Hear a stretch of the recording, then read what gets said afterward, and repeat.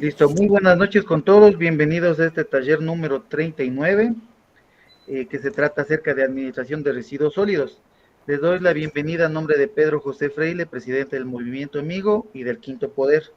En esta ocasión tenemos como expositor al máster Fernando Villón, quien ya nos ha acompañado anteriormente igual en algún taller, por lo cual igual Fernando te doy la bienvenida, y igual a todos los participantes. La modalidad del taller ya saben, ¿no? El exponente igual realiza su exposición. En el transcurso pueden ir realizando preguntas, pueden levantar la mano, podemos ir igual ahí conversando, o después de la exposición igual comenzamos con lo que son los temas. Fernando, por favor, cuando tú desees podemos continuar. Muchas gracias, Marlon. Gracias por haberme invitado a exponer. No dispuse de mucho tiempo para la presentación porque entiendo que iba a presentarlo a otra persona, pero en todo caso hice mi mejor esfuerzo pues por presentarles algo útil que vaya más allá digamos, de la información convencional que todos vemos todos los días, que creo que no hace falta repetirla, pero digamos, como es mi estilo, la presentación que voy a hacer va a ser intercalando algo de información y algo de opiniones mías con algunas propuestas y demás basado en la información. La intención, pues evidentemente siempre es abrir el debate, presentar nuevas ideas y, digamos, poner a andar nuestra creatividad alrededor de todos los problemas y de las intervenciones gubernamentales que vemos, que no siempre son lo mejor, ¿no? En todo caso, bueno, creo que puedo compartir pantalla, ¿no es cierto? Para proyectar la presentación.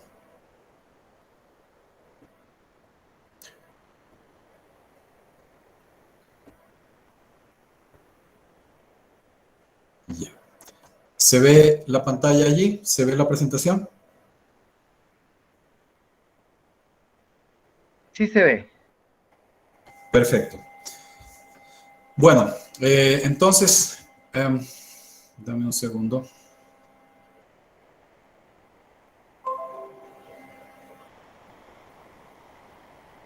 Listo, estamos en la presentación. Entonces, el tema de la presentación es administración de residuos sólidos y botaderos de basura. Nos vamos a enfocar específicamente en residuos sólidos. Para esto vamos a hacer una breve reseña de lo que es el marco legal ecuatoriano. Esta información podría haber sido actualizada últimamente, pero digamos es lo que está vigente, digamos, desde alrededor del año 2018 aproximadamente. Y pido disculpas si es que hay algo que amerite actualización. Según la Constitución Política del Ecuador, se reconoce el derecho de la población a vivir en un ambiente sano, ecológicamente equilibrado, que garantice la sostenibilidad y el buen vivir. Summa causae, que llama la Constitución. Se declara de interés público la preservación del ambiente, la conservación de los ecosistemas, la biodiversidad y la integridad del patrimonio genético, entre otros. También en el artículo 15 de la Constitución se dice que el Estado incitará a entidades públicas y privadas a utilizar tecnologías ambientalmente limpias, energías alternativas no contaminantes y de bajo impacto. También dice que los gobiernos municipales deben prestar los servicios de manejo de desechos sólidos como recolección y tratamiento y desarrollar un programa de reducción, reciclaje y tratamiento adecuado para estos desechos. Hasta ahí, digamos, lo que menciona la Constitución. Como pueden ver ustedes, y hacemos un pequeño recuento así rápido de estos pocos artículos de la Constitución, pues estamos en la declaración de intenciones que ya conocemos, que todo es un derecho, en este caso, derecho a vivir en un ambiente sano, le meten el tema del buen vivir, summa causae, cosas que en realidad no tienen mayor efecto, pero digamos que son un buen marketing, ¿no? Se declara de interés público la preservación del ambiente, etcétera. Y aquí yo subrayé, o digamos, resalté el tema de que el Estado incitará, entre otras, al uso de energías alternativas no contaminantes. Y yo sostengo que esto está muy de la mano con el aumento en el precio, el aumento desmesurado realmente y súbito, relativamente en poco tiempo, del precio de los combustibles, que está trayendo algunos conflictos. Esto viene directamente relacionado a estos No sé si lo ha dicho ya el gobierno, ellos están hablando de reducir la carga fiscal, pero en algún momento yo pienso que van a decir, bueno, en realidad la Constitución dice que el Estado debe incitar al consumo de energías no contaminantes, así que les estamos haciendo un favor, ¿no? Les estamos subiendo el precio de los combustibles para que ustedes se pasen a la bicicleta, al monopatín, a la energía eólica o cómprese un carro eléctrico, qué sé yo. En algún momento van a sacar a relucir estos artículos. Y luego habla de que, bueno, los gobiernos municipales deben prestar los servicios, bla, bla, bla. Y claro, en algún otro lugar ya está regulado que los municipios, como todo el gobierno, pues pueden delegar o concesionar o crear asociaciones público-privadas, etcétera. Aquí estamos en términos mucho más generales. Luego tenemos otros documentos, como son el texto unificado de la legislación ambiental, donde en el libro sexto, anexo 6, trata sobre la norma de calidad ambiental para el manejo final de desechos sólidos no peligrosos. Aquí estamos hablando solo de desechos sólidos no peligrosos, lo que generalmente termina en un botadero o relleno sanitario municipal. Entonces, bueno, igual abunda en conceptos sobre el cumplimiento de las normas, la gestión ambiental, la previsión y control de la contaminación, etcétera, etcétera. Tenemos varios otros artículos que nos ayudan a ubicarnos. El objetivo principal de la presente norma es salvaguardar, conservar, preservar la integridad de las personas, de los ecosistemas, sus interrelaciones y el ambiente en general. Y todo de acuerdo a normas técnicas. Nuevamente recalca que el manejo de desechos sólidos en todo el país será responsabilidad de los gobiernos municipales. Y menciona también a los vendedores ambulantes. Y dice que debe tener su propio sistema de almacenamiento de desechos, el cual debe ser además aprobado por la entidad de aseo.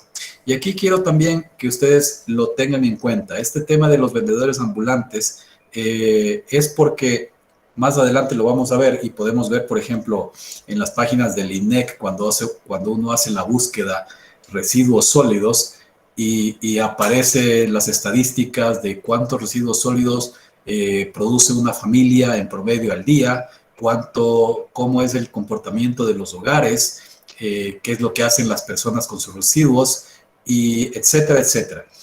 Ustedes quisiera llamar su atención a este hecho porque al empezar aquí a hablar de vendedores ambulantes y ponerlos en primer plano, y como digo, en la norma y en las noticias y en las estadísticas que ellos presentan, están siempre hablando de personas naturales.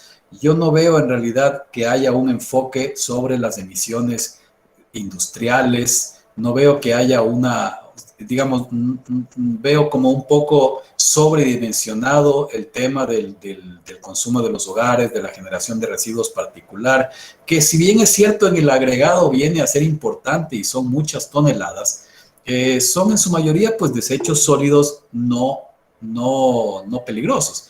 Pero no veo yo en mi investigación, no alcancé a ver algo sobre, o sea, que hable un poco sobre la polución industrial, la contaminación industrial y la que producen, por ejemplo, el transporte público, los buses. De eso no veo yo mucho. Es decir, todo va en función más bien de las personas, de los hogares, y esto, como les digo, va de la mano con lo que dice la Agenda 2030 y los Objetivos de Desarrollo Sostenible, que si ustedes recuerdan, apuntan a cambiar el comportamiento, a crear patrones de consumo responsables con el medio ambiente. Es decir, va directo a las personas. Es como el tema de los combustibles. Esto de los combustibles está afectando directamente a las familias y a las personas. No es algo que digamos que vaya a la raíz de otros, no está atacando, como dice el gobierno, a los narcotraficantes, no está atacando a los contrabandistas, no está atacando a los que se lucran vendiéndole combustible a las flotas chinas que vienen a depredar el mar de Galápagos, no se está dirigiendo a nada de eso. Las regulaciones, si ustedes ven, la tónica general de todo esto va siempre contra el ciudadano, contra la persona natural, contra el pequeño consumidor. Y aquí está clarísimo, están poniéndolo los vendedores ambulantes, como si los vendedores ambulantes fueran, o sea, no sé, pues un agente de contaminación que hay que erradicar por poco, ¿no? Entonces, eso es solamente una observación. Y como digo, fiel a mi estilo, pues yo voy conversando y voy dando una opinión y pues en su momento, pues si alguien quiere acotar algo al respecto, pues bienvenido sea. Vamos a avanzar un poco rápido para poder dar más bien en la segunda parte, dar pie a todas las preguntas, respuestas y demás. Voy a ir un poco rápido. La ley de gestión ambiental también dice que se sujeta a los principios de reciclaje y reutilización, a esto le ponen mucho énfasis, y el Ministerio de Ambiente debe coordinar los sistemas de control con organismos competentes, o sea, bastante poder de regulación y, como vamos a ver, también de control y sanción por parte del Estado. El texto unificado de la legislación ambiental secundaria, en el título 2 del libro sexto, y habla de la calidad ambiental, se mencionan las políticas nacionales de residuos sólidos, nuevamente ayudan al Ecuador a lograr un desarrollo sustentable. Yo nunca he podido entender cuál es la diferencia entre sostenible y sustentable. A mí me parece más un juego de palabras como para dar más énfasis a lo mismo, porque diferentes personas me dicen diferentes conceptos. Entonces, cuando dicen sostenible y sustentable, en realidad no hay mucho de fondo, sino que están hablando más o menos de lo mismo. Pero bueno, de estos conceptos también, toda esta palabrería tenemos mucho en nuestra legislación. Luego tenemos: el Estado declara como prioridad nacional la gestión integral de residuos sólidos y que contribuya nuevamente al desarrollo sustentable. En los artículos 31 al 36 se habla de estas políticas intersectoriales. Y tenemos artículo 31, dice que se busca la prevención y minimización de impactos ambientales. Se busca, al menos, ¿no?, minimizar los impactos ambientales. También se busca que las políticas de gestión deben construir una cultura de manejo de residuos sólidos. Vamos nuevamente a tratar de cambiar la cultura, el comportamiento, la forma de pensar. Esto, como les digo, es un tema que es transversal en todos los objetivos de desarrollo sostenible y la Agenda 2030, y es una visión, si ustedes lo ven, bastante colectivista, ¿no? No deja mucho pie a la interpretación, no deja mucho pie a la pluralidad de ideas. Simplemente deben construir una cultura, las políticas deben construir una cultura. O sea, las políticas ya vienen dadas desde arriba y nos tienen que cambiar la cultura. Entonces, aquí no hay, fuera de lo que son las asociaciones público-privadas, de lo que habla, o de delegar al sector privado, pues hasta ahí llega el sector privado, que en realidad es un sector privado corporativo. Pero el sector privado de la ciudadanía no tiene mucho que decir en este aspecto. Y ya vamos a ver más adelante otras cosas. Y nuevamente, ¿no? Fomentar la legalización de las organizaciones de los recicladores informales.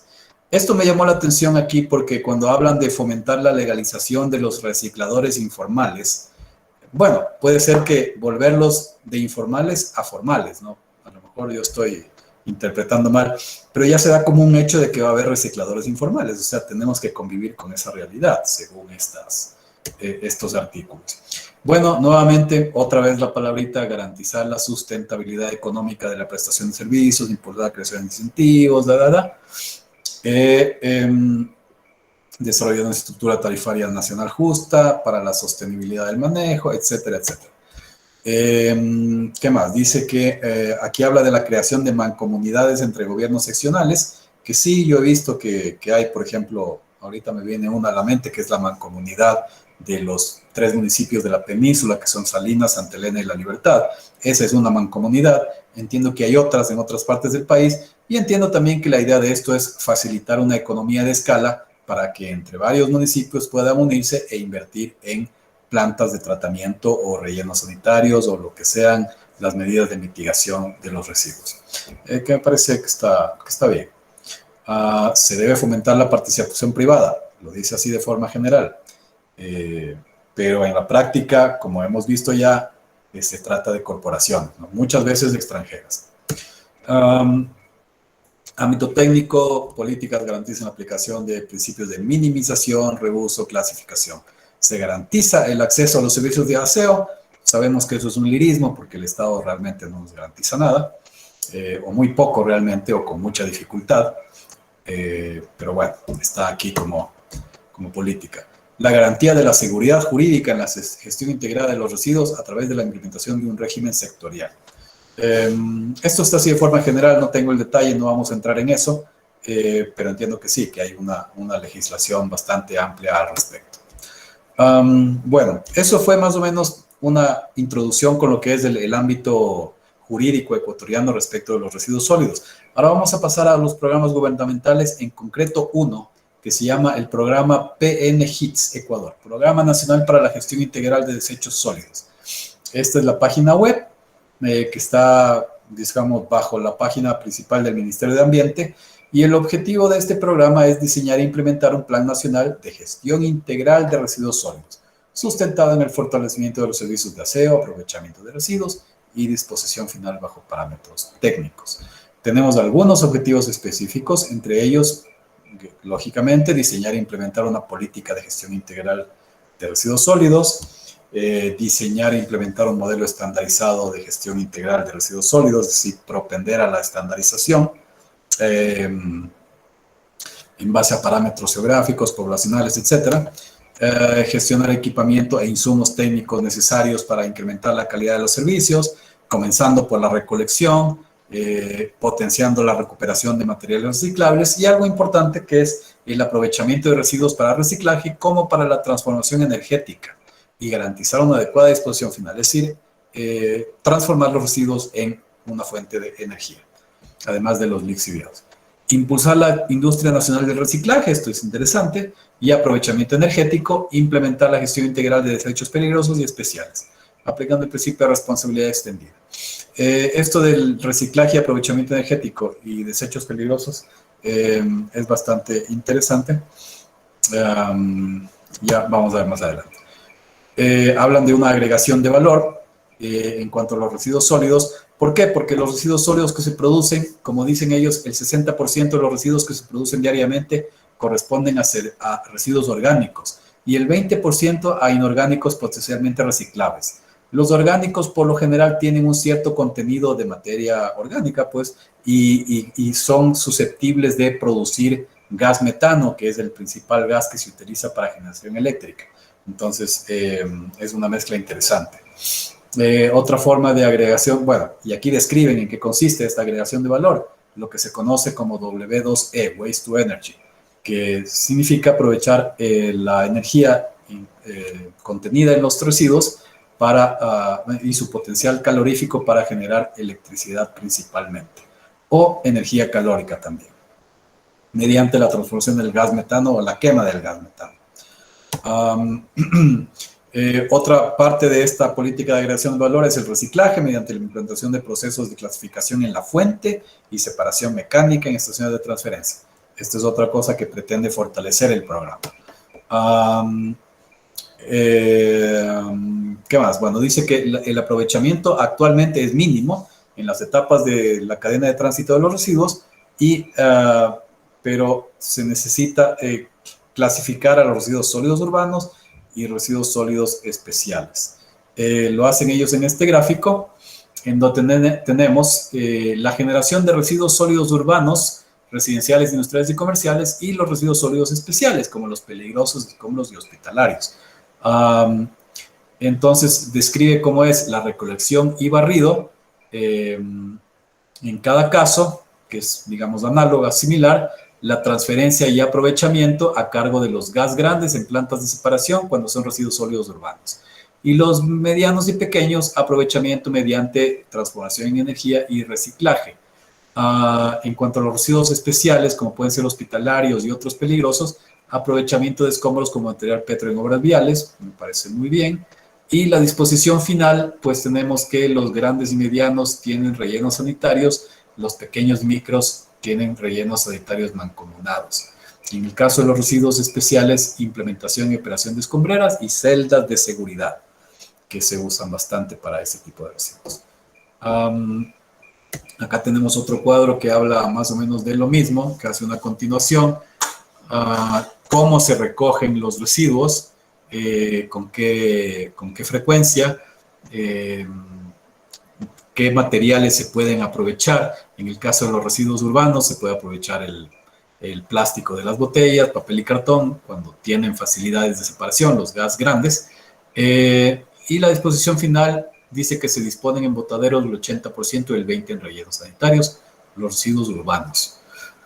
Y el resto, los peligrosos, en celdas de seguridad y escombreras. Vamos a ver una breve situación de Ecuador, ya estamos casi a la mitad de la presentación. Lo más reciente que puede encontrar es que en el año 2016 cada habitante de Ecuador producía en promedio alrededor de 0,58 kilos de residuos sólidos por día. Haciendo el cálculo, más o menos esto me da como unos entre 200 y 300 kilogramos al año por persona. Multiplicando eso por el número de habitantes, si estamos hablando de 0,3 toneladas por habitante y somos 18 millones, más o menos son unas 500, ¿qué será? 5.400.000 toneladas al año, más o menos, ¿no? Lo que produce el Ecuador en cuanto a residuos sólidos. Posiblemente a estas alturas del año 2016 para acá estamos un poco más arriba, pero por ahí son cifras, ¿no? Que van subiendo entre 5, tal vez 6 millones, o estemos en 6,5 millones de toneladas actualmente al año. Que viéndolo a nivel per cápita, como se ve, 0,58 de residuos sólidos por día, pues no me parece exagerado, ¿no? Es algo normal. De hecho, es un poco bajo, ¿no?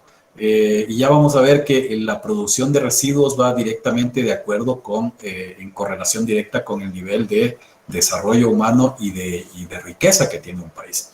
Entonces, claro, hay la percepción de que Ecuador se está quedando sin espacio para más rellenos sanitarios, de que ya no hay dónde poner la basura, de que estamos por poco ya nadando en basura. Pero hay que tomar en cuenta que cada vez menos desechos van a rellenos sanitarios debido a las nuevas tecnologías como incineración, reciclaje y compostaje. Entonces, eso de los rellenos sanitarios, si alguien lo quiere sobredimensionar, hay que decirle que realmente hay otras tecnologías que, digamos, se reparten un poco la tarea de los residuos. En el año 2015 nos dicen que fue más o menos similar a este número, 0,58 kilos, y en 2014 0,57. Entonces ustedes ven que de un año a otro o en 2 años no es que hay un crecimiento desmesurado de la producción de residuos sólidos. Según el INEC, el 43% de municipios dispone de residuos sólidos en relleno sanitario, un 36% en botaderos y el 21% en celdas emergentes. La incineración ofrece una alternativa a los vertederos. Si bien es cierto, antes la tecnología no estaba tan madura y se emitían muchos niveles de gases contaminantes a la atmósfera, hoy por hoy la tecnología de incineración pues ha reducido considerablemente las emisiones y es posible lograr una limpieza, yo diría, por sobre el 95%, si no el 99,9%, por lo menos por encima del 95% de las emisiones. Y además, como decía, generan importantes cantidades de electricidad. La ceniza que se produce luego de una incineración es quizá el 10% del volumen original de los residuos y se puede recoger fácilmente metales y vidrio que quedan en la ceniza. Incluso dice que tapas de botellas y otros elementos metálicos que luego pueden extraerse y reciclarse porque antes iban a vertederos directamente. Aunque se dispone de tecnologías de incineración, como decía, o de compostaje o reciclaje, sigue siendo el método preferido la de los rellenos sanitarios, principalmente por factores de costo y en un país como el nuestro con más razón. Entonces, pero nuevamente, esto de los rellenos sanitarios un poco se presta a ser exagerado, diciendo que nos estamos quedando sin sitio. Pero inclusive, aunque vayan creciendo la cantidad de residuos en vertedero, el volumen total aumenta ligeramente, como ya lo hemos visto, y cuando esto se reparte entre los decenas o cientos de vertederos que habrá en Ecuador, esta es un número que pueda parecer gigantesco al comienzo, uno ve que ya repartido empieza a desaparecer. El principal problema con los botaderos, los rellenos sanitarios y vertederos es el tema del síndrome del not in my backyard, como dicen los gringos, no en mi patio trasero. Es decir, esto genera tráfico de camiones, olores y las propiedades cercanas pues reducen su valor. Entonces, en realidad esto es más, si lo vemos aquí, y esto me gusta, poder abstraernos del problema y ver que no es tanto una cuestión de espacio, sino un tema político, ¿no? Entendiendo como político un tema más de que puede crear conflicto social, ¿no? Los vertederos modernos se mantienen limpios para cumplir con los contratos que hay con las entidades gubernamentales. Muchas veces le ponen ahí unos arbolitos tapados por otros sistemas para regasificar, para gasificar la producción de energía. Pero tenemos que tener en cuenta que la basura y los vertederos son el precio de vivir como personas en una comunidad civilizada o en una gran ciudad. Incluso los Anasazi, como dicen aquí, unos indígenas americanos y los romanos tenían basura y rellenos sanitarios. Son famosos los rellenos sanitarios y los basureros que tenían los romanos, por ejemplo. Es decir, es parte de la civilización. Y más adelante vamos a ver, en cambio, las otras posiciones extremas que andan por ahí. Una solución a este problema es que el gobierno local, por ejemplo, compre suficiente tierra para actuar como zona de amortiguamiento entre el vertedero y las zonas residenciales adyacentes. Y los sitios como por ejemplo el Inga, pueden ser ubicados en áreas industriales que no son tan sensibles a este tema, ¿no? No es necesario ponerlos directamente en un área residencial. Finalmente, otras medidas, el gobierno local puede compensar a los residentes locales por las molestias, reduciendo sus impuestos a la propiedad, dándole gratis el servicio de recolección de basura o reduciendo las tarifas eléctricas que se producen directamente gracias a los residuos. Realmente estas soluciones son posibles, pero pueden ser caras. Y aquí es donde viene la alternativa de, digamos, crear un verdadero mercado libre, no un mercado de oligopolios ni de monopolios, sino un genuino mercado libre donde se dé paso a la iniciativa privada para reducir los costos de la administración de residuos y obtener alternativas más rentables. Y si ustedes han visto realmente lo que es capaz de hacer el ser humano y lo que vemos todo el tiempo de los grandes emprendedores que crean cosas increíbles, yo estoy seguro que si se dejara un poco más de espacio a la iniciativa privada, no a la iniciativa corporativa necesariamente, sino a la iniciativa privada, en este tipo de problemas también tendríamos una cantidad inagotable de genios que nos traerían muchas buenas soluciones.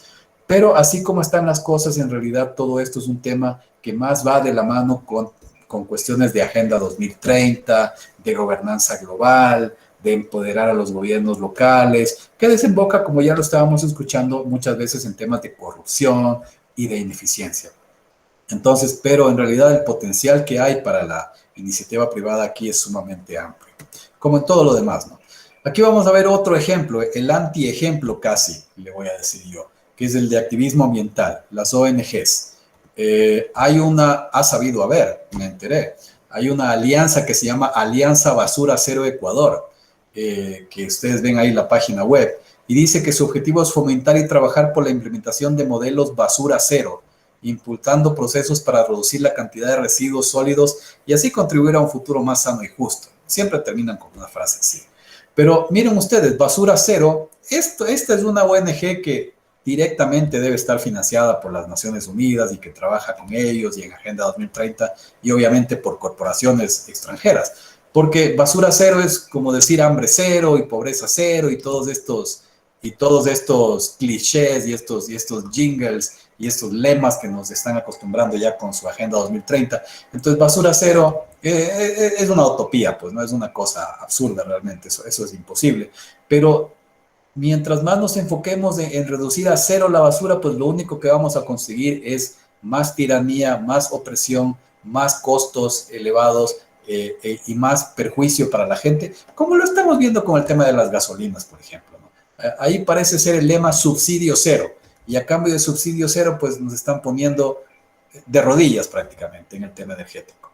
Entonces, con basura cero, todas estas cosas extremas como basura cero, pobreza cero, hambre cero y demás, que son imposibles en la práctica, para lo único que sirven es para crear más tiranía estatal y de ciertas corporaciones. Y obviamente beneficio para unos cuantos políticos y grandes empresarios, más no para reducir los problemas que supuestamente se quieren atacar. Además de que, como les decía, si se quiere reducir a cero la basura y la producción de basura va de la mano con la prosperidad y con digamos, el nivel de riqueza, entonces lo que yo estoy entendiendo es que al reducir la basura a cero se quiere aumentar la pobreza. Porque obviamente una persona pobre, una persona indigente, casi no produce basura. Entonces, eso es lo que realmente parece que quieren llegar, ¿no?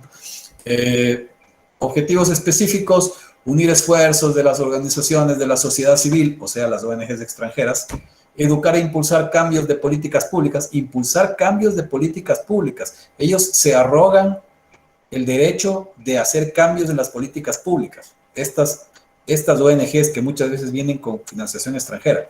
Sumar el apoyo de personas, proyectos, instituciones frente a la problemática ambiental. Por poco no le ponen la tragedia ambiental y social ocasionada por los residuos. Entonces, utilizan mucho esa fraseología. Ampliar el alcance de trabajo realizado por las organizaciones. Y aquí tenemos varios ejes que creo que no vale la pena detenerse demasiado. Te corto un ratito, Fernando. Tenemos una pregunta de Sí, Roberto. ¿cómo no?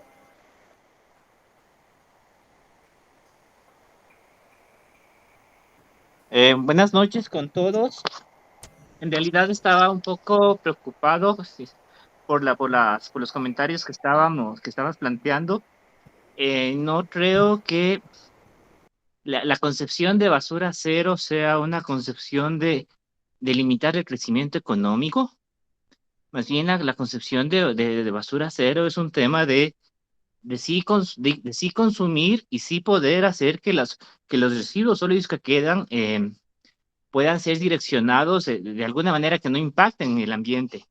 Me gustaría acotar en el tema, es que los residuos sólidos son un invento humano prácticamente, son un invento de la civilización, ¿sí? Porque la naturaleza como tal no entiende el concepto de residuos sólidos, o sea, la naturaleza todo lo recicla, ¿sí? Los humanos somos los que nos inventamos esa parte en donde esto ya no nos sirve y esto hay que enterrarlo, ¿sí? La naturaleza no, entonces no es que el cambio de paradigma a largo plazo, ¿sí? Debe ser que consumamos lo que consumamos sin una limitación de pobreza o de riqueza, no me parece correcto ese enfoque, la verdad.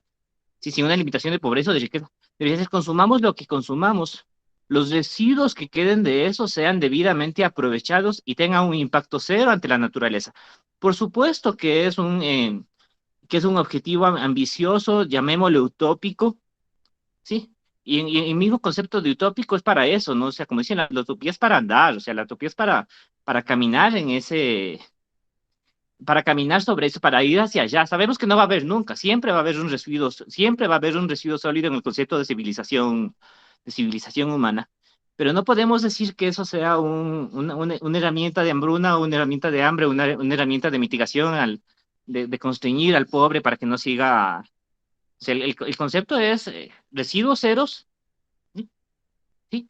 Y si existen residuos, la reutilización, reciclaje, sí, todos los conceptos que ya has planteado por ahí, esa era mi inquietud, no me sentí cómodo con la parte de basura cero, es condenar a la gente a la pobreza para que no consuma.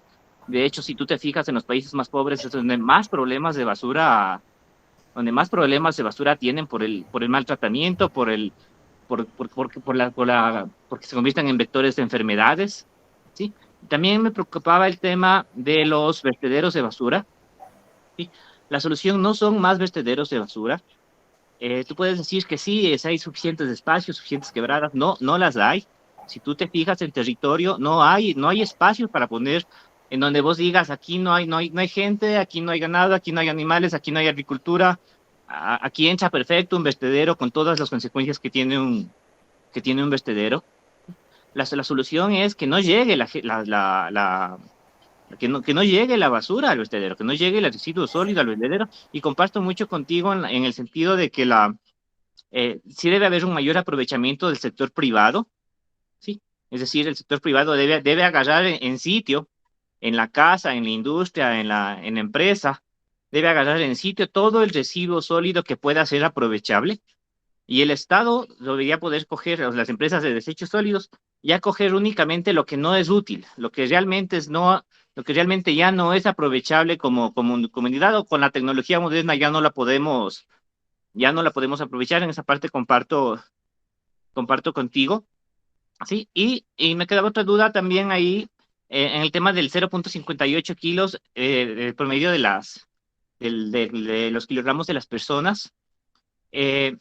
Ese residuo por persona es considerado lo que yo consumo dentro de mi familia, también está considerado el promedio de producción industrial. Es decir, dentro de mi comunidad existen 10 casas con 40 personas y una fábrica, ¿sí? Entonces, las 10 casas las 10 casas con 100 personas producen 58 kilos al día. Y la fábrica produce 300 kilos, o sea, esos 300 kilos están dentro de ese promedio del 0,58, era mi intervención, porque a lo mejor ahí tenemos el gran productor, a nivel mundial, el gran productor de basura que es China, ¿sí? Que en efecto nosotros decimos, no estoy consumiendo mucho, solamente botamos 0,58 kilogramos, pero la China, que, ojo, estamos en el mismo planeta, ¿sí? Es la que está por producir los productos y bienes que yo estoy sacando ahora, está generando, de lo que yo consumo en el Ecuador, ¿sí? Está generando 2, 3, 4, 5 kilogramos adicionales sobre lo que yo estoy poniendo esta era mi pregunta, en la parte de los kilogramos por persona, si están incluidos la producción industrial y el impacto que puede tener esto en el mundo respecto al consumo en otras naciones. Recordemos que el nivel de desarrollo humano, si bien es cierto, tiene una alta relación con el nivel de consumo, ¿sí? Pero la producción de residuos sólidos va muy relacionado a dónde se encuentran las empresas. Te voy a dar un caso especial de Tungurahua, ¿sí? La gente en Ibarra, no sé si me equivoco, si el compañero de Ibarra me puede decir que me equivoco, son buenos productores de cuero, ¿sí? Son grandes artesanos. Y alguien les preguntaba, y oigan, ¿y ustedes por qué no integran la cadena de valor hacia atrás teniendo las lavanderías del cuero, o sea, lavar el cuero como corresponde? Y esta gente dice, no, no, eso está bien que hagan en Tungurahua. ¿Sí? ¿Por qué? Porque genera tal impacto ambiental y tan poco valor agregado que nosotros nos encargamos de lo importante. O sea, es decir, Ibarra le dejaban a la gente en Tungurahua porque aquí hubo un gran desarrollo del tema de las lavanderías, ¿sí? O de las curtiembres, lavanderías del jean y de las curtiembres en el cuero. ¿Sí? Pero claro, tiene un gran impacto químico que genera producción y basura en Tungurahua. Y esa producción y basura que se genera en Tungurahua se ve en artesanías en Ibarra. Esa era mi observación. Eso nada más, mil disculpas las observaciones. Sí, muchas Pedro, gracias, Roberto. por ahí. Sí, no, gracias, Marlon. Discúlpame. Bueno, yo sé que hay otras personas más que han levantado la mano, nada más quería agradecer a Roberto. Y bueno, como yo digo siempre, lo saludable es que podemos disentir, ¿no?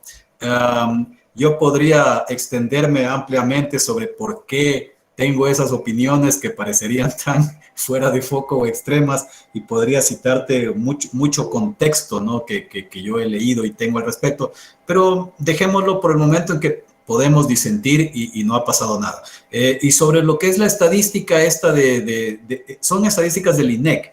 Entonces, ellos están diciendo que es 0,58, o sea, un poquito más de medio kilo por persona al día de residuos sólidos, ¿no? No estamos hablando tampoco de residuos líquidos ni de residuos peligrosos, sino de residuos sólidos. Bueno, dicen residuos sólidos, ni siquiera dicen urbanos, residuos sólidos. Entonces, per cápita, entonces, un promedio. No están diciendo si incluye o no la producción industrial, pero yo entendería que sí, porque no la están excluyendo. Pero digamos que tengo la duda, ¿no? El INEC no es muy claro en esa definición. Pero considerando que somos un país realmente subdesarrollado, no somos un país paupérrimo, somos un país de medios ingresos, pero somos un país asimismo que no tiene una industria pesada, no tiene una gran industria química, no tiene grandes papeleras, ¿no? Entonces yo pensaría que esa cantidad de 0,58 kilogramos al día de residuo sólido promedio por persona, sí podría incluir la parte industrial. Y si no está incluida y hacemos el promedio de la producción de residuos sólidos industriales, yo pienso que no va a ser demasiado alta tampoco, por lo que te digo, porque somos un país cuya producción industrial básicamente es despreciable. Hasta ahí era mi respuesta. Por favor, Marlon. Pedro tenía la mano levantada, no sé si querías decir algo. Sí, muchas gracias, Marlon. Fer, espérate, yo subo la de aquí, tú baja el dedo. Sí. Hola, Pedro, a los tiempos. A los tiempos, Fernando, qué gusto verte. Me gustaría decirte que no te ha pasado un día, pero te estaría mintiendo. Qué gusto verles a todos. Realmente estoy encantado de escucharles. Estaba solo escuchándoles hace un rato sin la imagen. Pero, de hecho, el ejercicio de discusión que acabamos de ver ahorita con el Fernando y el Roberto es lo que debería pasar cada vez que nos reunimos. Realmente la discusión informada, la pregunta dirigida a poder despejar variables reales, es lo que hace que estos talleres realmente sirvan de mucho. No tenía idea realmente que teníamos, podríamos hacer algo así con un tema como el de los residuos.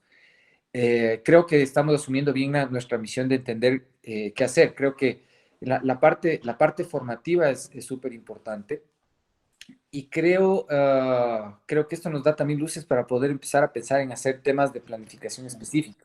O sea, están súper buenos. Solo quería un poco felicitar, Fer, la forma de la presentación, al Roberto también, valiosísimo realmente las posiciones de ambos.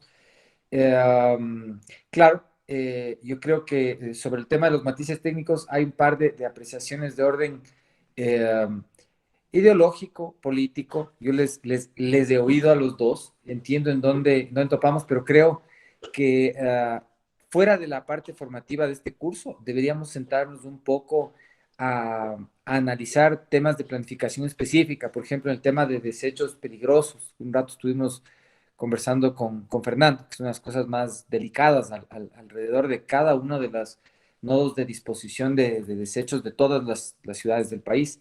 Probablemente las más grandes y como fruto de la pandemia, la sobresaturación hospitalaria y demás, tienen incluso alguna data que no necesariamente es la que todavía a estas alturas refleja el INEC. Sería bueno verificar, porque como sabes, con Fernando justo vimos el caso de Quito, en donde se pasan por autoclave las bolsas con desechos hospitalarios, pero se lanzan las bolsas desinfectadas encima del botadero común, con el resto de basura, con el riesgo de que las bolsas se pinchen, se rompan, y la contaminación propia de los desechos dentro de las bolsas se esparza entre animales, porque los roedores obviamente están ahí en botadero, pero además puedan lastimar las personas que trabajan con la manipulación de los desechos. Pero bueno, solo quería, de hecho, saludar, felicitar el nivel particularmente de este taller del día de hoy, y más bien ir pensando en cómo en el tema específico de la logística y los planes alrededor de la basura podemos ir desarrollando después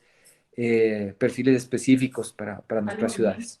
¿Qué? Para el movimiento mismo. De hecho, sí, para el movimiento y pensando en las seccionales. Eso, un abrazo. Doña Rocío.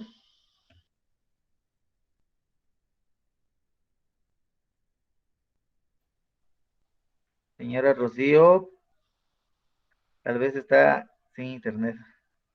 Janet Núñez, estaba luego. Hola, ¿me escuchan? Buenas noches. Buenas noches. Sí. ¿Sí se escucha? Sí le escuchamos, señora Janet. Hola. Sí, Hola. creo que estamos al mismo Buenas tiempo noches. con Rocío. Gracias. Buenas noches con todos. Gracias, buenas noches con todos. La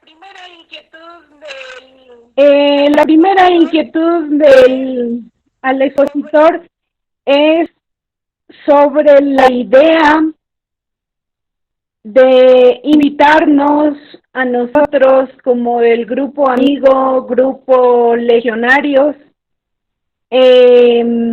hacer una programación.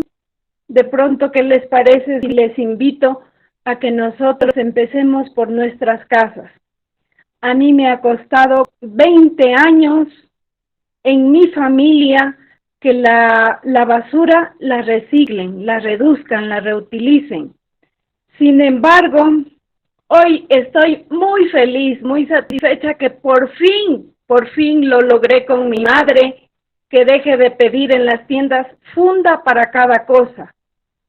Hoy es un día de alegría, les juro que no sé cómo festejarlo, porque por fin estoy logrando que ella deje de contaminar el ambiente con tantas fundas plásticas. La acompaño yo las compras y yo voy con el bolso y le digo, aquí pongan. y ya hasta se enoja, dice en la tienda, póngame aquí porque mi secretaria no quiere llevar fundas y que no sé cómo. Bueno, lo he logrado y para mí es un gran triunfo. Entonces, de manera paulatina o en nuestras familias, incentivemos, motivémonos a reducir primeramente la basura, lo que es orgánico, lo que es vidrio, ponerlo con cuidado en cajas de cartón, como yo suelo hacer si es algo grande, para que no se corten. Y, y lo otro, por ejemplo, lo del aceite para que se utiliza para las frituras, obviamente que una fritura, pedir unas papas fritas es lo más delicioso. Y aquí como secreto les comparto, se puede poner una pizca de aceite de oliva y en las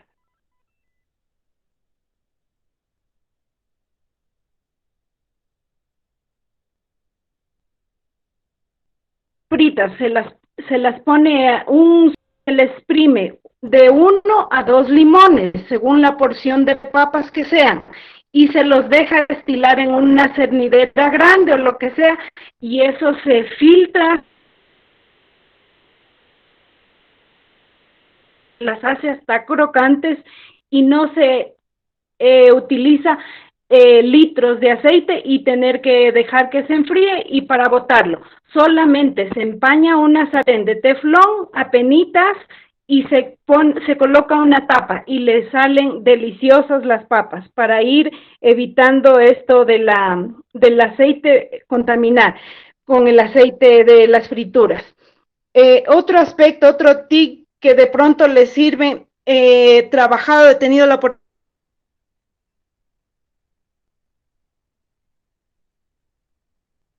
oportunidad de trabajar en esto de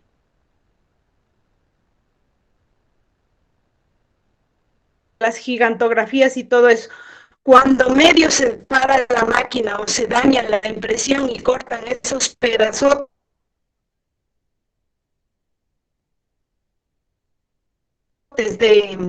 de lona, pues ya no las vuelven a reutilizar y eso se incrementa la basura, eso es terrible, eso es fatal. Además de la tinta que se utiliza, qué químicos, qué cosas y los pocos residuos que quedan, ¿a dónde van esos residuos? Es de las realmente, pues estamos ni en pañales. Entonces, les invito, no sé, hagamos un proyecto de esto, de empezar con la basura para hacernos conocer como amigo y que incrementemos nuestras filas, amigo, por favor. Gracias. Buenas noches.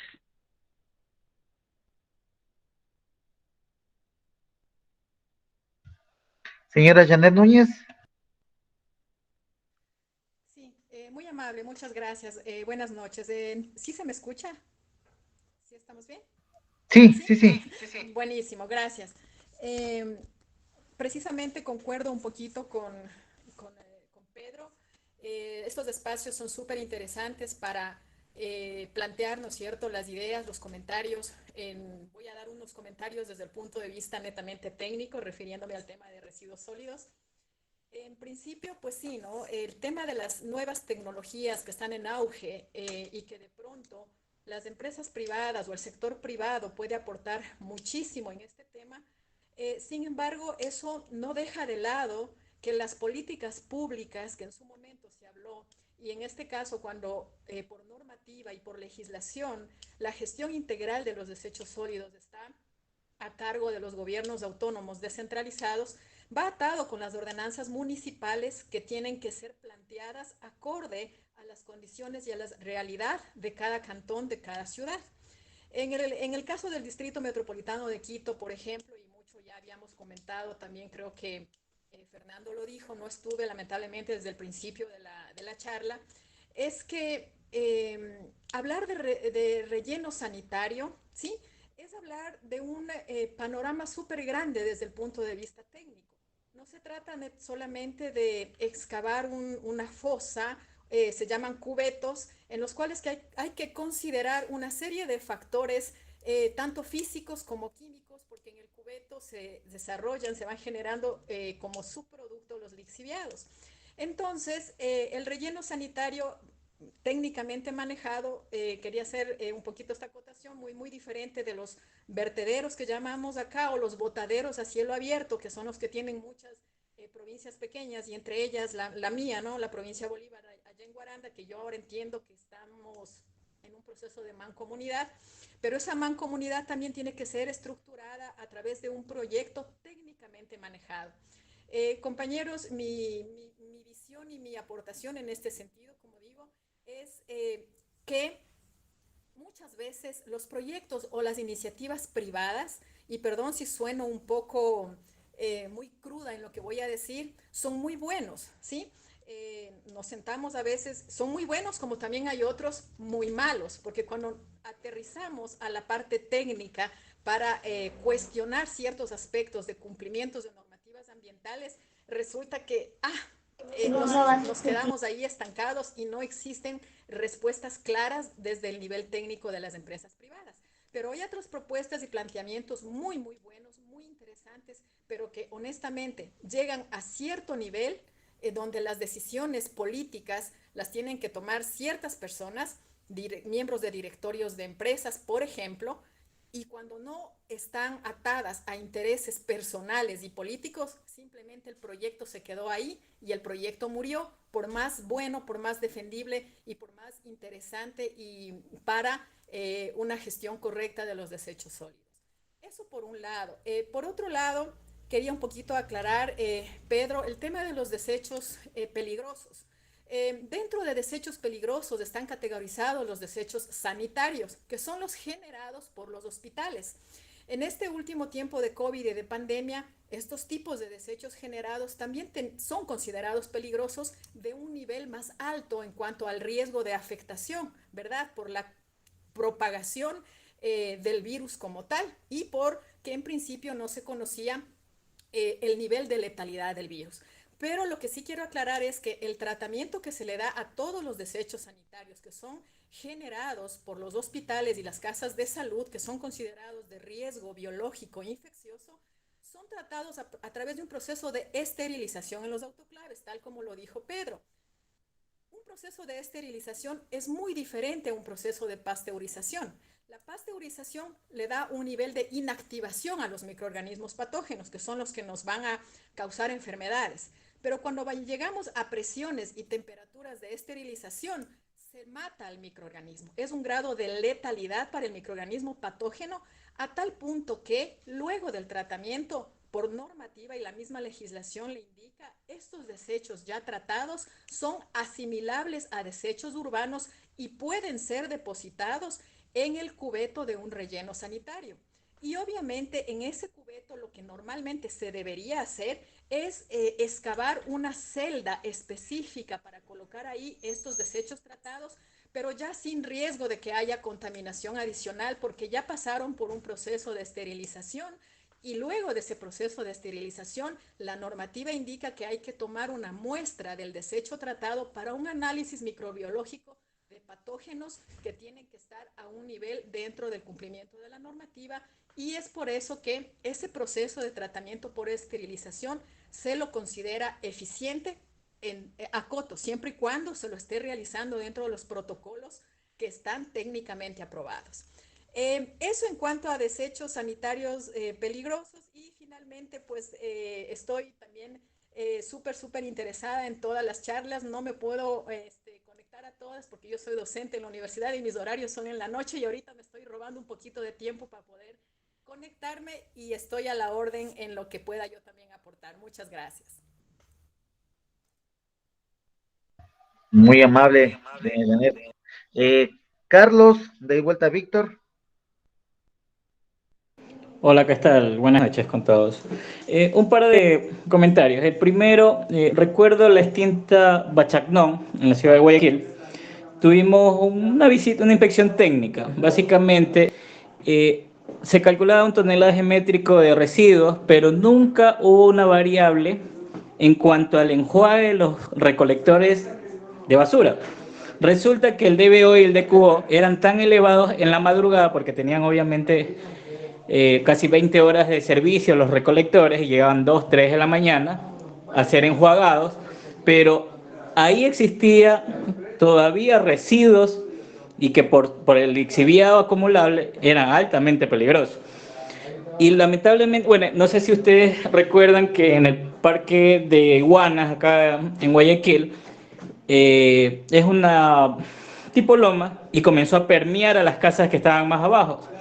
Entonces siempre se permeaba en las madrugadas y se buscaba un tipo de solución, un tipo de respuesta, y logramos detectar el problema de que era en las madrugadas que lavaban los carros recolectores de basura. Obviamente en Guayaquil son varios, y eso era lo que ocasionaba una contaminación adicional, y de igual manera nunca se gestionaba ese vuelto, por decirlo así, de la basura que quedaba dentro de los recolectores. Comparto mucho el comentario de la compañera que comentó sobre los residuos ya en el tema de la pandemia. En lo personal tuve en una organización privada un centro de acopio y efectivamente, o sea, de todos los moradores siempre en una fundita habían 20, 30 mascarillas que no podíamos nosotros, obviamente, sacar esas mascarillas y llevarlas a un reservorio donde ya específicamente sea para que sea tratado a través de un gestor ambiental o a través del manifiesto, saber o determinar o sugerir que era un desecho ya hospitalario o sanitario, en este caso cuando eran dentro de casa. Entonces es un poco sí importante saber que todavía se lo hace, no hay una cultura todavía de reciclaje, y el tema de las mascarillas sí lo veo sumamente terrible acá. No tenemos todavía esa cultura de separar las mascarillas. Separamos botellas de plástico, pero las mascarillas las enviamos en la funda nomás. Eran unas pequeñas acotaciones, estimados. Tengan buena noche. Gracias. Víctor, por favor. Muy buenas noches, amigos. Si bien es este problema de la contaminación ambiental es enorme, pero si bien podemos dar soluciones, políticas públicas que pueden tener cada uno de los gobiernos seccionales. Podría ser como tenemos una licuadora en casa, creo que todos tenemos una refrigeradora. Tener un triturador de desechos, que eso sería lo ideal. En cada una de las parroquias podríamos tener una fundidora para desechos sólidos, metales, y ahí prácticamente tendríamos emprendimientos que nos aportarían a la economía de cada uno de los hogares. Ese es mi punto de vista. Genial. Doña Rocío, creo que estaba mal con el internet la señora Rocío y vuelta se salió. Bueno, Fernando, ¿continuamos? ¿O alguien más de pronto alguna pregunta? Continuamos. Ya, perfecto. A ver, veamos. Déjame volver a presentar. ¿Dónde estamos? Aquí estamos. Ok. ¿Se ve la presentación? Sí. Ok. Bueno, nos habíamos quedado en lo que es administración de residuos sólidos, ejes de esta alianza Basura Cero. Quería nada más mostrarlo para que cada cual pueda sacar sus conclusiones al hacer la comparación versus lo que vimos del programa gubernamental. Esta es una alianza Basura Cero. Entiendo que es una ONG o un conjunto de ONGs que tienen ciertos objetivos y es lo que ellos promueven en la sociedad, ¿no? Entonces, como decía, el objetivo de esta iniciativa es, por ejemplo, como dice aquí, promover una nueva forma de ver los residuos, fomentando la educación asociada a la problemática, impulsar programas, políticas públicas y privadas orientadas a lograr un cambio hacia la basura cero, promover la responsabilidad del sector privado, impulsando leyes de responsabilidad extendida, fomentar la investigación enfocada en producción responsable y en procesos sociales locales. Todo esto son objetivos realmente loables, ¿no? Yo no digo que no lo son. Pero hay algo a que como seres humanos muchas veces nos quedamos en los enunciados o nos quedamos con un enunciado en particular o con una entidad en particular y nos olvidamos de ver el entorno. Nos enfocamos mucho en el árbol y no vemos el bosque. Entonces, si bien es cierto, todas estas iniciativas y estas propuestas son muy buenas, hay que verlas, y eso es algo que yo siempre me obligo a hacer, hay que verlas dentro de su entorno y del contexto político, social y económico en el que se envuelven, y vamos a ver, sobre todo por el lado de la parte política, que ya, digamos, ya no son tan atractivas como parecerían, ¿no? Pero como digo, eso es producto de la distorsión que se produce dentro de un ámbito, sobre todo político-económico. Bueno, terminemos con esta parte de basura cero. Ellos dicen que los beneficiarios de su actividad son el sector público, la empresa privada, la sociedad civil, instituciones educativas, los GAS municipales, organizaciones sin fines de lucro, colectivos ambientales, organismos gubernamentales, es decir, todo el conjunto total de la sociedad, ¿no? Que ya no es solamente, como ven ustedes, sector público y empresa privada, sino muchos otros más. Perfecto. Entonces, y aquí sí me voy a permitir hacer un epílogo a todo lo que hemos presentado, porque como dije en un principio, todos estos temas medioambientales van muy de la mano de la Agenda 2030 y es algo que no podemos ignorar. Y los que ya me conocen, pues saben cuál es mi posición al respecto,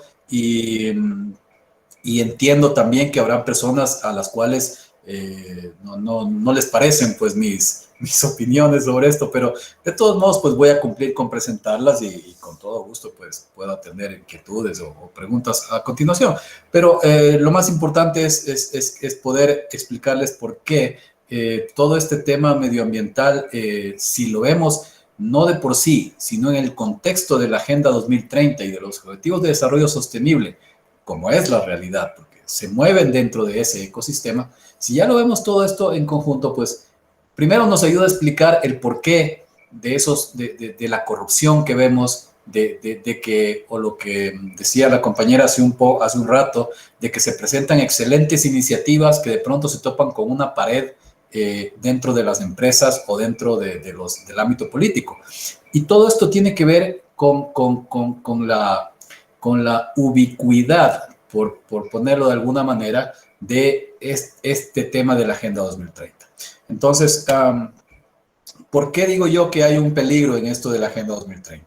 La Agenda 2030 afirma, sostiene que los problemas con los productos químicos, los desechos tóxicos, los desechos sólidos, son tan masivos, tan abrumadores, que solamente las soluciones internacionales son posibles para que el mundo sea sostenible. Sin embargo, cada uno de estos problemas, como he tratado yo de brevemente graficarlo, son o muy exagerados en su dimensión, con mucho marketing y mucha publicidad negativa, o simplemente se pueden resolver más efectivamente, como ya se dijo también hace un rato, más efectivamente a nivel local, o en este caso nacional. Ahí viene el tema de las mancomunidades, totalmente de acuerdo. O sea, una mancomunidad de 2 o 3 municipios locales que sean vecinos, pues va a tener mucho mejor know-how y va a saber mucho mejor cómo tratar sus problemas de residuos que si le viene una iniciativa o una ley o un reglamento completamente, digamos, desde arriba y completamente inflexible. Entonces, pero lamentablemente, el tema de las soluciones, una sola talla para todos, es justamente lo que promueve esta gobernanza global, que es poco transparente, como la propone la Agenda 2030 y las ONGs internacionales. Y esta gobernanza global y esta sobreregulación al mínimo detalle de lo que todos deben hacer es lo que abre la puerta a la corrupción y el abuso. La Agenda 2030, en mi opinión, en mi humilde opinión, como les había dicho, no puede funcionar por muchas razones. Y una de las principales es porque, como les decía, los temas abordados en el desarrollo sostenible se resuelven primero eliminando la pobreza. Si bien es cierto que hay que cuidar el medio ambiente y todos queremos vivir en un ambiente limpio, libre de residuos sólidos y residuos peligrosos, donde haya un cierto orden, Mi percepción es que la Agenda 2030 tiene como 17 objetivos y uno de ellos se llama pobreza cero, donde no explica muy bien cómo es que se va a llegar, pero todo lo demás es actuar sobre los síntomas. Y en mi opinión, todo esto es mucha dispersión. Cuando yo veo algo, una presentación sobre objetivos de desarrollo sostenible, Agenda 2030, veo que se van a mil y un temas diferentes, cuando en realidad lo que deberíamos enfocarnos todos es en eliminar la pobreza. Si bien es cierto que la Agenda 2030 en algún punto lo menciona, que es necesario eliminar la pobreza, primero, las Naciones Unidas no nos pueden dar eliminando la pobreza. Y más se orientan es a una gobernanza global. Ese es más bien el término que es todo el tiempo lo escuchamos. Gobernanza global, acción colectiva, bla, bla, bla. Pero no nos vamos, no, realmente muy poco se ve cómo reducir y eliminar la pobreza. Y esto, en mi opinión, lo que va a hacer es que la pobreza, con tantos costos asociados, vean ustedes, por ejemplo, el tema este de los combustibles, que se nos dijo primero que es porque el narcotráfico, por ahí alguien dice que es para tener un ambiente más limpio, etcétera, etcétera. Son medidas realmente extremas, draconianas, que lo que hacen a la larga es empeorar el tema de la pobreza y exacerban los otros problemas. Entonces, y es por ir mucho al tema de querer imponer una gobernanza global y de querer solucionar muchos síntomas en lugar de atacar a la raíz, que en este caso es la pobreza. Como corolario a esto, existe una correlación directa entre los residuos producidos por la persona y el ingreso per cápita, como les había dicho. Evidentemente, cuanto más rica se vuelve una nación en desarrollo, más desperdicios va a producir. Al mismo tiempo, sin embargo, mientras más rico es el país, más protección ambiental puede pagar. Porque la protección ambiental, mis estimados compañeros, es costosa, ¿no? Y es por eso que, por ejemplo, los países ricos que vemos hoy, durante muchas décadas, incluso siglos de su historia de desarrollo industrial, eran muy contaminados. Tenemos temas que se oían hace algunos años, como este de la lluvia ácida en Europa, o este otro tipo de temas. Pero esos temas poco a poco se han ido solucionando, se ha ido regenerando, se han ido recuperando espacios naturales, y aunque no lo queramos reconocer, no es obra solamente de la legislación, es producto del desarrollo económico, es producto del hecho de que se han desarrollado nuevas tecnologías y se han hecho grandes inversiones que solo son posibles en una sociedad que ya ha alcanzado un cierto nivel de desarrollo. Nosotros, lamentablemente, con todas estas iniciativas que, como he dicho, son muy loables y no tengo nada en contra per se, lo que estamos más bien es, lamentablemente, el error que estamos cometiendo es que estamos yendo en el orden equivocado. Primero tenemos que ver cómo derrotar a la pobreza, aunque eso signifique, lamentablemente, producir un poco más de residuos, un poco más de contaminación. Pero el ser humano debe estar adelante, debe ser el foco, que tampoco lo veo así. El foco es como que el planeta, como que la vida silvestre, como que cuidar los recursos, las futuras generaciones, que todo eso está muy bien, pero a cambio de eso se le está haciendo un daño a las generaciones presentes y a los habitantes presentes de este planeta. Se les está hipotecando el futuro. Y eso yo creo que es un error que estamos cometiendo. Una vez que una sociedad se ha desarrollado hasta un cierto nivel, pues puede emplear, nosotros como tercer mundo ni siquiera necesitamos desarrollar nuevas tecnologías. Podemos utilizar las tecnologías que ya existen, pero hacerlo de una forma rentable, que no interfiera con nuestro desarrollo, que no exacerbe los problemas de pobreza ni eleve los costos innecesariamente. La creación de riqueza debería ser nuestra máxima prioridad. Lamentablemente esto no es una prioridad en la Agenda 2030 y la gobernanza global, que sí es la prioridad de las Naciones Unidas. Gobernanza global. Esa es la prioridad, no la creación de riqueza.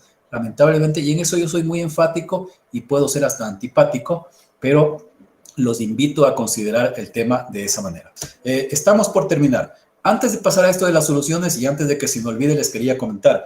Yo hace muchos años estuve haciendo, digamos, unas pasantías estudiantiles en Alemania y eso fue en los años 90. Y bueno, Alemania, ustedes saben, es un país muy conocido por su nivel de protección ambiental y demás. Y en ese tiempo, pues ya era una potencia ambiental, por decirlo así. Yo recuerdo que había un programa llamado El Punto Verde. las botellas, los envases, los empaques, los productos venían siempre con un puntito verde y dos flechitas que daban la idea de reciclaje, ¿no es cierto? Y ya en ese tiempo yo me admiraba porque eso nunca lo había visto aquí. Yo al salir del colegio, en mis tiempos de colegio, pues aquí no había esa conciencia ambiental que hay ahora. Pero en Europa yo lo pude conocer. Allá en los hogares, ya en los años 90 y seguramente mucho antes ya, la gente ya clasificaba la basura en sus casas, como veo que está pasando aquí ahora, ¿no? Y se esmeraban mucho.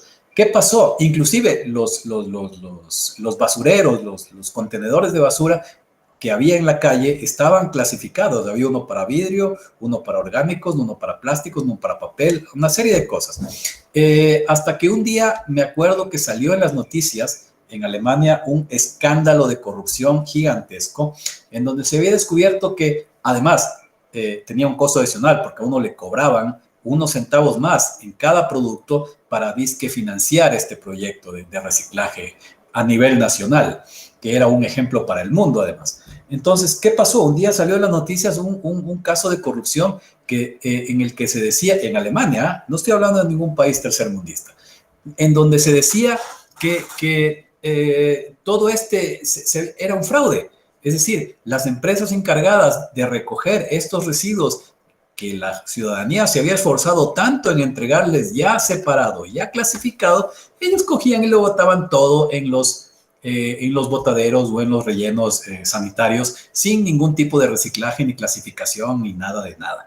Y se habían alzado con el dinero, con millones de marcos o de euros de esos proyectos. Entonces, a lo que voy es que ahora que lo pienso, debe ser seguramente porque era un sistema hiperregulado, hiperlegislado, con cero o prácticamente cero veeduría ciudadana, en donde el ciudadano a lo que tenía que limitarse es simplemente a entregar la basura clasificada y pare de contar. Nosotros, el gobierno, nosotros, las corporaciones, te vamos a dar pensando y te vamos a dar haciendo, y se convirtió en una fuente increíble de corrupción.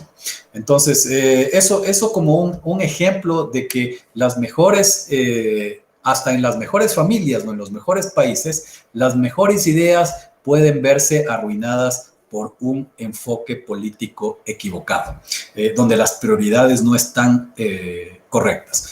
Bueno, voy a pasar rápidamente a este tema de las soluciones. Como ya ustedes sabrán, pues los principios que yo propongo para atacar esos problemas es que las soluciones sostenibles deben ser sostenibles, pero deben ser priorizadas. Deben haber buenos análisis de costo-beneficio. No se puede simplemente gastar miles de millones de dólares en problemas que tienen mucha publicidad, que de pronto se perciben como grandes, pero cuyos beneficios para las personas y el medio ambiente en comparación con otros son realmente menores, ¿no? Entonces, más que nada nosotros como país de escasos recursos tenemos que esforzarnos aún más por poner prioridades y las prioridades correctas para no dilapidar los recursos que tanto necesitamos. Y para mi modo de ver, ahorita eso está pasando muchísimo. O sea, se está dilapidando demasiados recursos en cuestiones que tienen mucho marketing y que al final terminan solamente beneficiando a unos pocos, tanto en el sector público como en el sector privado. ¿Hay espacio? Yo sostengo que sí hay espacio adecuado para la disposición de residuos sólidos. Y aquí vengo nada más con otra pequeña observación. Si bien es cierto, la topografía y la orografía es diferente, pero, y vuelvo al ejemplo de Alemania. Alemania es un país que es más o menos del tamaño de Ecuador. No sé si lo sabían, pero no es un país grande. Es incluso más pequeño que España. A pesar de ser el país más poderoso de la Unión Europea, en territorio es más pequeño que España, mucho más pequeño que Francia y que Polonia inclusive. Alemania es un país pequeño, más o menos del tamaño de Ecuador, ligeramente más grande diría yo, pero van por ahí. Si Ecuador tiene 270,000 kilómetros cuadrados, Alemania debe tener 280,000 o 290,000, pero de ahí no pasa.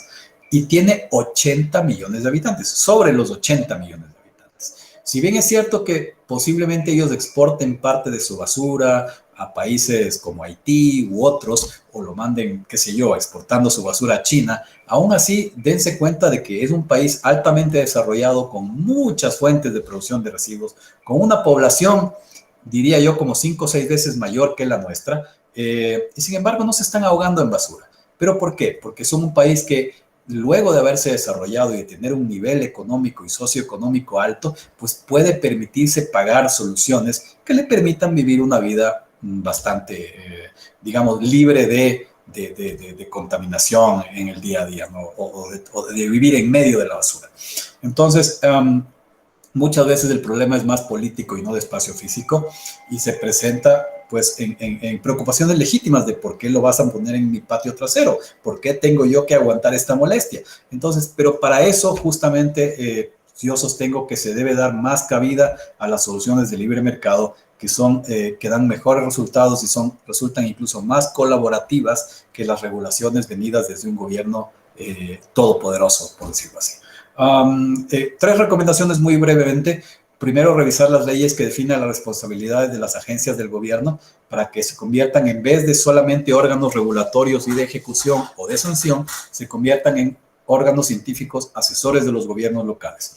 Estas funciones deben ser asignadas a otros organismos gubernamentales inferiores. Incluso aquí habla algo de que las Naciones Unidas, hay una carta ahí en donde se puede reasignar al Consejo de Administración Fiduciaria la responsabilidad de estos territorios o bienes globales comunes, y asimismo que no darle tanta autoridad a las Naciones Unidas, sino más atribuciones de asesoramiento. Que aquí más bien yo veo que el gobierno dice es que estamos cumpliendo los objetivos de desarrollo sostenible porque nos toca, porque es nuestra obligación. No, señor, no es así. No podemos dejar que nos impongan de afuera lo que se les ocurra. Segundo lugar, bueno, crear una junta gubernamental, académica o industrial para definir los riesgos. Nuevamente, más participación del sector privado, académico, del consumidor y del gobierno, evidentemente, para mejorar la definición de los riesgos y evitar un sesgo político ideológico demasiado grande. Y en tercer lugar, despolitizar la financiación de la investigación, volver o dar más cabida a la financiación privada para las organizaciones supranacionales como las ONGs que vienen impulsadas por la Agenda 2030, para las agencias mismas de las Naciones Unidas que están por todo lado y en todos los ministerios y haciendo cabildeo en todas partes. Allá hay muchísima gente y muchísimos intereses que son particulares y que no se nos dice. Entonces, debemos nosotros tratar de evitar el malgasto de los recursos públicos en programas y políticas poco transparentes y dar mayores incentivos al sector privado para la investigación y resolver los problemas, primero con reglas de libre mercado y segundo también a un nivel más local y menos global. Eso básicamente fue la presentación. Les agradezco mucho su tiempo y si tienen consultas o observaciones, pues estoy a las órdenes. Genial, Fernando, como siempre, excelente exposición. Agradecerle igual, ¿no? A nombre de Pedro José, creo que tuvo que salir porque igual pasa con las reuniones, ustedes entenderán. Roberto, igual, Janet, bueno, todas las personas muy excelente y muy coherentes. Gracias por esta magnífica exposición. Ahora sí, las personas que deseen preguntar algo, no sé, de pronto Franklin, Carlos, ustedes que más conocen del tema ya. Jefferson.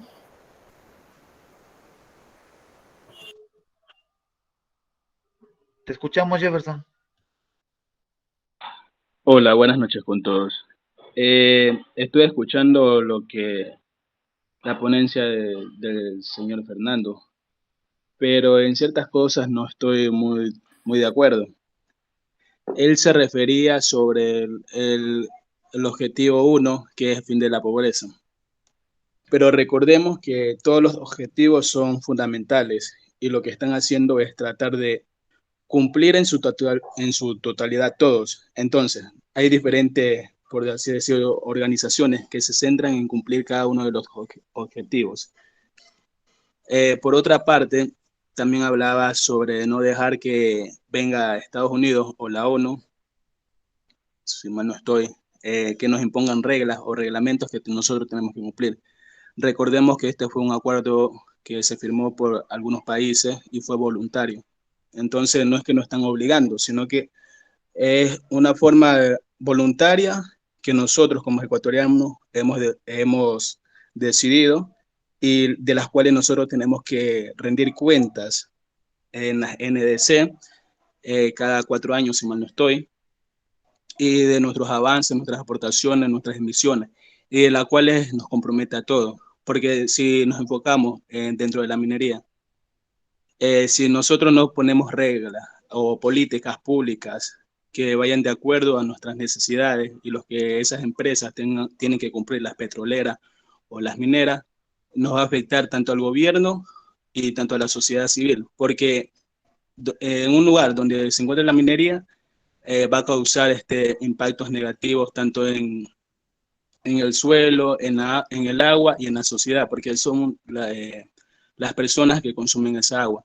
Y sabemos que si un niño consume esa agua, un adolescente consume esa agua, le va a causar daños en la salud. Y si no tiene salud un niño, y también le afecta en las zonas donde van a producir sus alimentos, no tienen salud, no tienen alimentación, no va a haber una educación adecuada. Entonces, el gobierno va a tener que crear lo que son, va a tener que brindarle, va a tener que salir del gobierno los recursos, digamos, como el Ministerio de Salud Pública, para poder, digamos, como salvarle la vida a esa persona que se encuentra enferma debido a la explotación minera. Entonces, ¿y de dónde van a salir esos recursos? De nosotros mismos, si mal no estoy, por el IVA que nosotros pagamos. Entonces, es algo que nos compete y todos tenemos que estar ahí.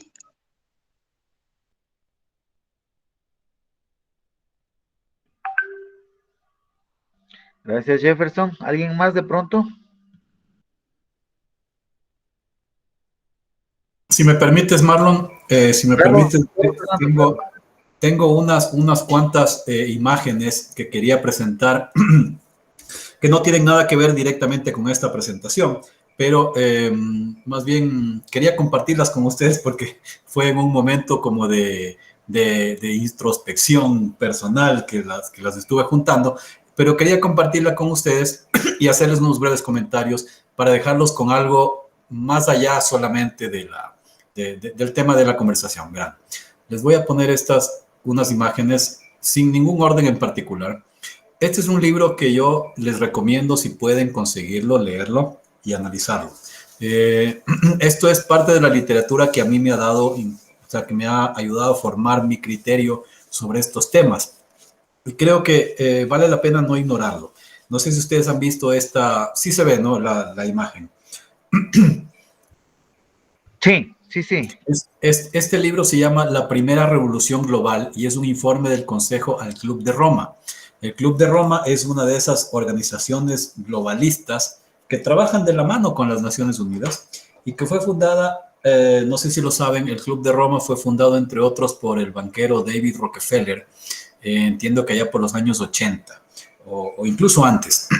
Este libro, que es un informe del Club de Roma, en donde se juntan académicos, empresarios, banqueros y políticos de élite, que es algo, digamos, parecido por ahí al Foro Económico Mundial, al Club Bilderberg, que ustedes los habrán visto.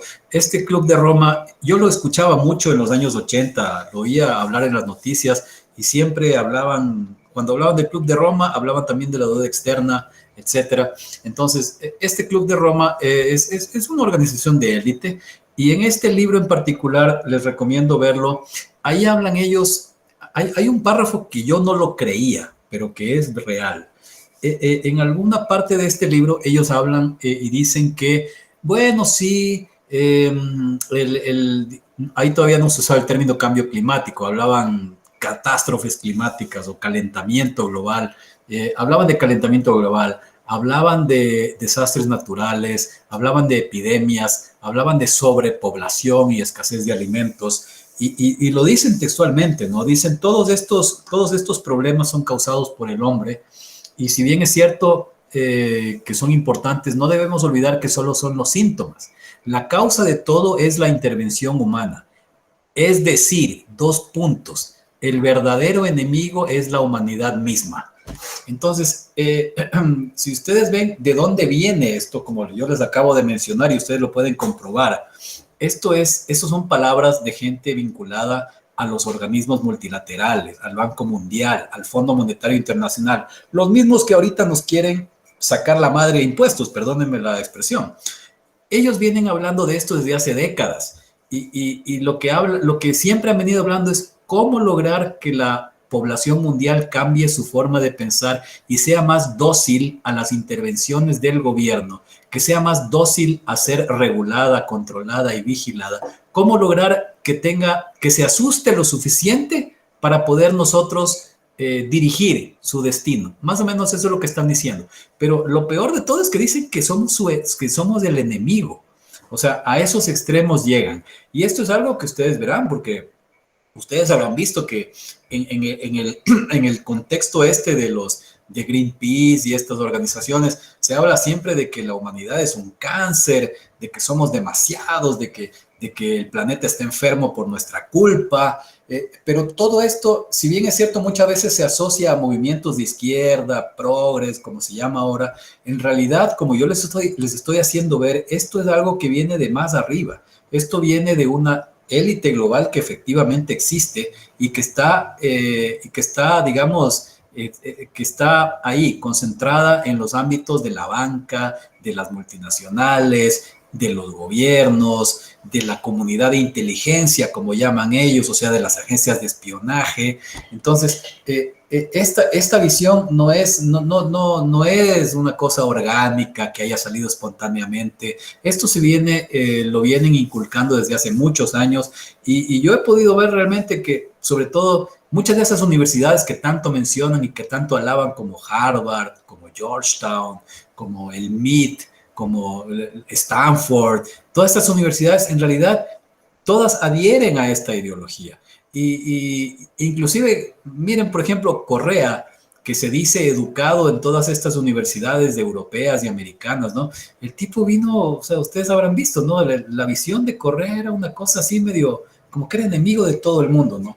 Entonces, se los dejo esto nomás, La Primera Revolución Global, y hay otros libros donde mi punto es que pienso que estamos siendo sujetos de una enorme manipulación con todos estos temas y como en toda manipulación, pues hay cosas que son verdad, hay cosas que son mentira, hay cosas que son medias verdades, hay cosas que son exageradas, hay cosas que deliberadamente se ocultan, etcétera, etcétera.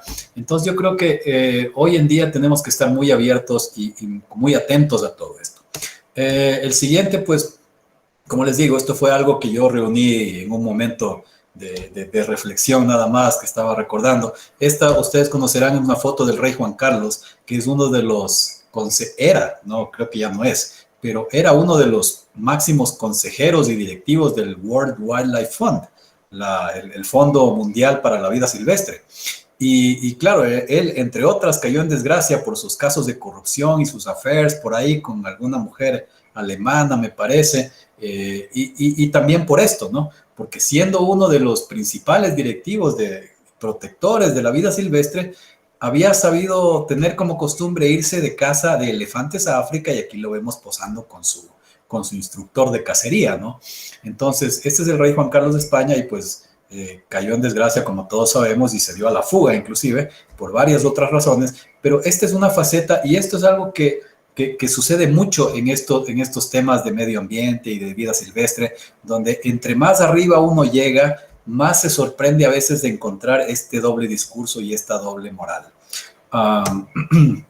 Este es Al Gore, que como ustedes sabrán fue el que popularizó el tema del calentamiento global por allá a principios de los años 2000 con su película o documental de Una verdad incómoda. Y lo pongo aquí como chiste porque él se hizo objeto de memes, de muchos memes, por lo menos allá en su tierra, en Estados Unidos y en la zona, en el área donde hablan inglés. Se hizo muy famoso porque cada que él llegaba a una ciudad a dar una conferencia sobre calentamiento global y cómo se iba a acabar el mundo porque los mares se iban a desbordar y, bueno, se iban a derretir los polos y el planeta se iba a freír, cada vez que él llegaba a dar una conferencia en algún lugar, había una nevada, había una granizada, una lluvia y una baja de temperaturas impresionante. O sea, parecía a propósito. O sea, tenía tan mala suerte que a donde llegaba, en vez de calentarse, había una helada increíble. Entonces, yo pienso que puede ser por eso que luego ya dejó de llamarse calentamiento global, ¿no? Ahora se llama cambio climático, es una cosa mucho más ambigua, ¿no? Pero es interesante el caso este de Al Gore, y claro, luego ya el tipo salió de la escena y nos regalaron a Greta Thunberg y bueno, y todo lo que sabemos. Esto es una caricatura de lo que es el parqueadero de jets privados en Davos. Davos es, como tal vez ya sepan, es una ciudad en Suiza donde cada año se reúne el Foro Económico Mundial, nuevamente, tipo Club de Roma, tipo Comisión Trilateral. Es una reunión de gente muy poderosa, con mucho dinero y mucha influencia, que se reúne en el Foro Económico Mundial para desde ahí dar cátedra al mundo entero de qué hacer para detener el cambio climático, ¿no? Pero estos señores, esta es una sátira que le hacen en caricatura, corran, que no queremos perdernos la conferencia de Greta Thunberg, toda esta gente millonaria bajándose cada uno de su jet privado, llegando a la conferencia del medio ambiente en Davos. Este tipo de caricaturas les hacen a ellos allá en el primer mundo, quizás acá eso no es tan evidente, pero en el resto del mundo se los conoce por esto, ¿no? O sea, es un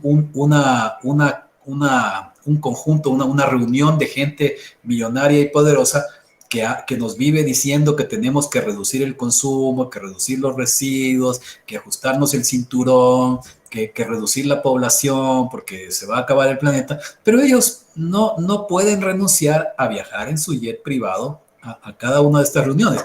Inclusive hay casos extremos como por ejemplo la realeza británica, que por ejemplo el rey Juan Carlos llega a una reunión de estas en su jet privado y su jet privado se va vacío, y cuando ya termina la conferencia viene su otro jet privado desde el otro lado del mundo, también vacío, solamente para recogerlo a él. Entonces, estos son el tipo de dicotomías y de, ¿cómo les digo?, de paradojas que se dan en este mundo del cambio climático y de los objetivos de estos, del desarrollo sostenible y demás.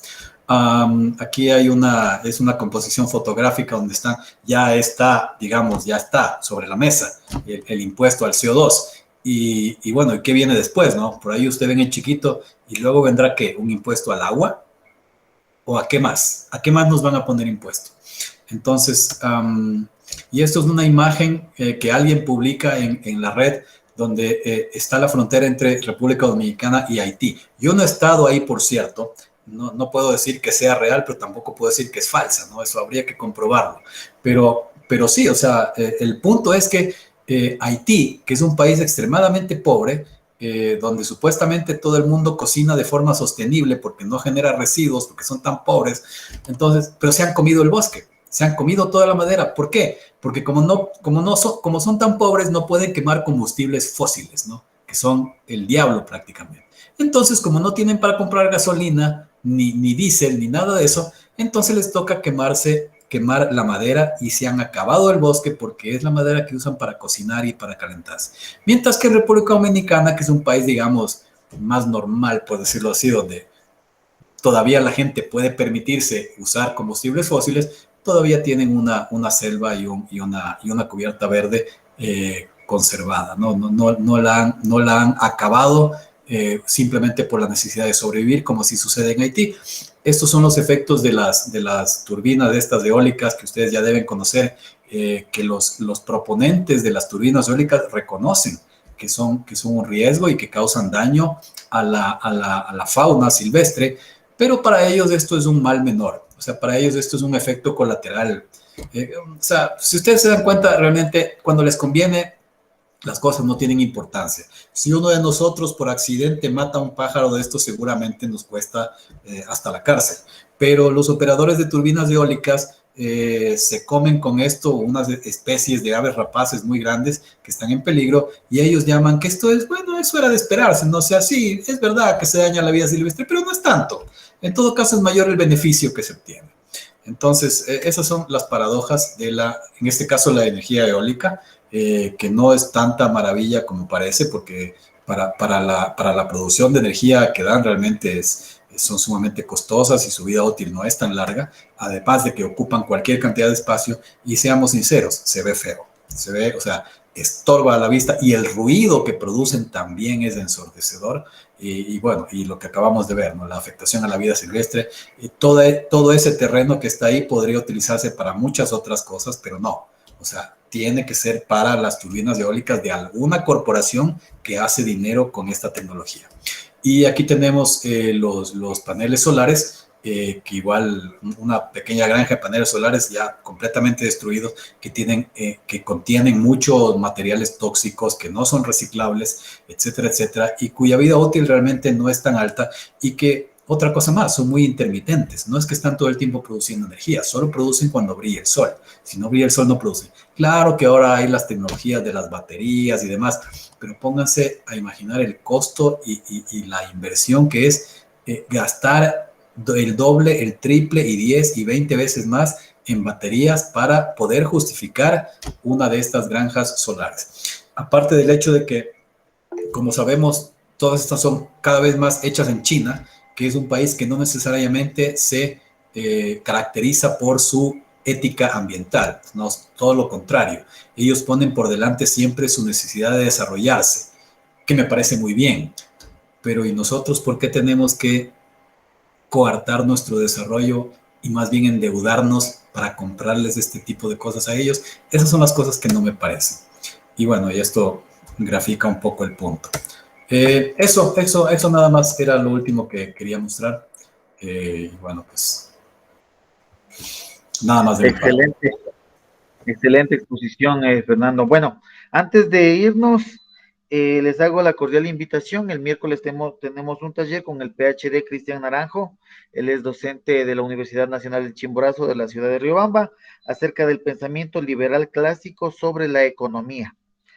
Y también por decirles que las personas que deseen igual adherirse al movimiento, por favor, en cada provincia igual hay un director, ellos tienen la documentación que les pueden igual facilitar para poder seguirnos sumando, ¿no? Y seguirnos capacitando, buscar personas idóneas para que sean nuestros representantes para candidatos a las seccionales. De mi parte, si no hay nada más que decir, nos vemos el día el día sábado, a las 7 de la noche igual, a seguirnos capacitando y a romper el sistema. En nombre de Pedro José Freile, entonces les estoy igual agradeciendo, ¿no, Fernando?